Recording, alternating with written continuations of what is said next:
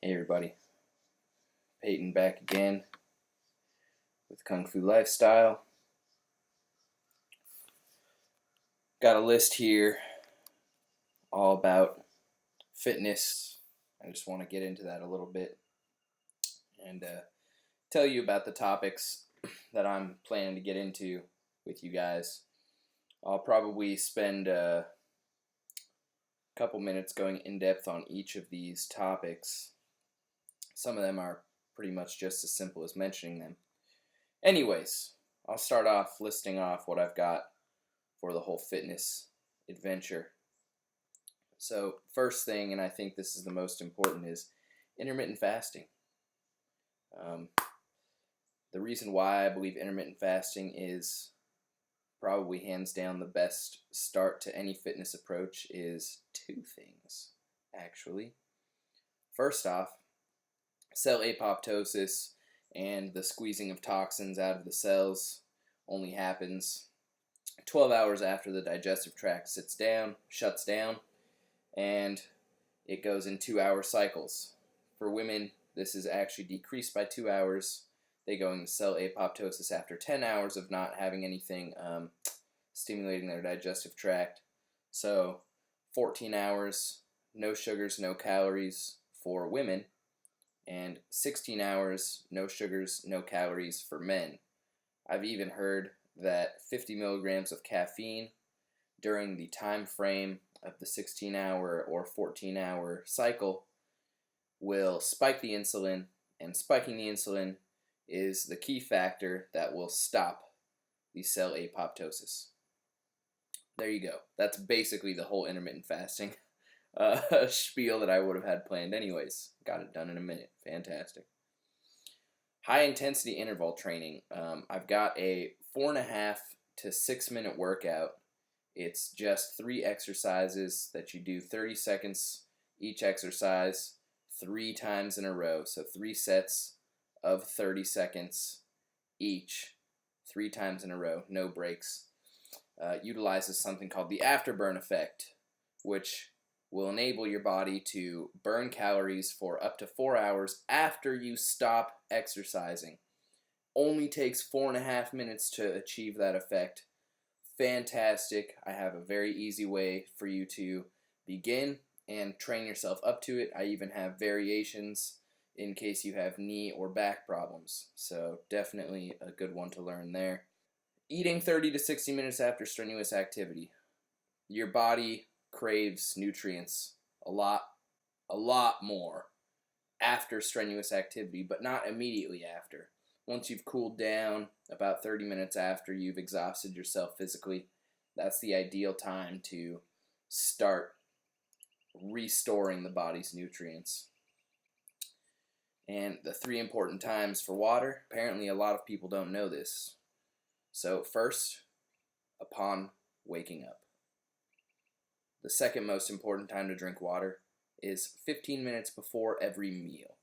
I'm really bad at the 15 minutes. I literally just slam a glass of water before every meal and call it good. Sometimes I don't get to my meal for 15 minutes, so check that out. It's almost like I know what I'm doing. 3, before bed. And this actually ties wonderfully well into dream training, which I'll touch on later in my dream training section. Foam roller for sore muscles. I'll touch on that. That's really simple. Aerobic exercise. There's some debate that the optimal time to train your aerobics is 30 minutes every other day. There's also some people that say you don't need to do more than 20 minutes every other day. But most agree that every other day of some sort of aerobic activity, somewhere between 20 and 30 minutes, maximizes the benefits that you can achieve from aerobic exercise in regards to your cardiovascular and respiratory system. So running or doing anything to lose weight or improve your lung functions or whatever sort of aerobic exercise you're doing, there's really no point in doing it more than 30 minutes every other day. And this touches on, you don't want to wake up and immediately start doing stuff that is hard on the joints, primarily on the knees, and I'll touch more on that another time. I've got supplements written down here. Anyways, the skinny body type. So I run across a lot of people who believe that they can't gain weight because of this reason, that reason, whatever. But a lot of people who have that skinny body type, who can eat whatever they want and never seem to have weight issues, quote unquote, because I would consider not being able to put on mass a weight issue, but most people would only consider having mass in abundance a weight issue. Anyways, kale. You can literally eat kale. So the reason why most people have that kind of body type is because they have an overactive thyroid. And what kale does is it kicks normal thyroids into a hyperactive state. So just like with ADHD and stimulants, the kale kicks the hyperactive thyroid into hyperactive mode, which actually overdrives it. So the exact opposite is true for people who have weight problems on the other side of the scale. Instead of taking kale to force the thyroid into a normal state, you would take the kale to force the thyroid into a hyperactive state, increasing the metabolism. And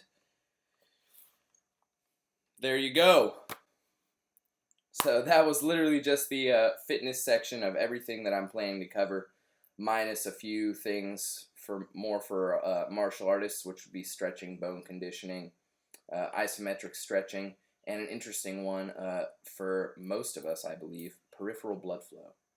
So that's a very handy topic to be educated on. Anyways, guys, hopefully any of this stuff is of interest to you, and hopefully you learned something literally just from this short 10-minute video. And I'll catch you later.